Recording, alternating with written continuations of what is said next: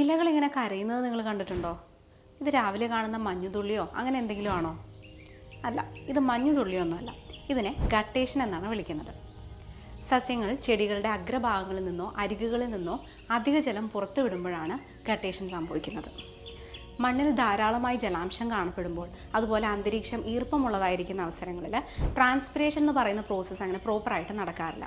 അങ്ങനെ വരുമ്പോൾ ചെടികളുടെ വേരുകൾ കൂടുതലായിട്ട് മണ്ണിൽ നിന്ന് ജലം അബ്സോർബ് ചെയ്യുകയും ചെടികൾക്കുള്ളിൽ ഒരു പ്രഷർ ക്രിയേറ്റ് ചെയ്യുകയും ചെയ്യുന്നു.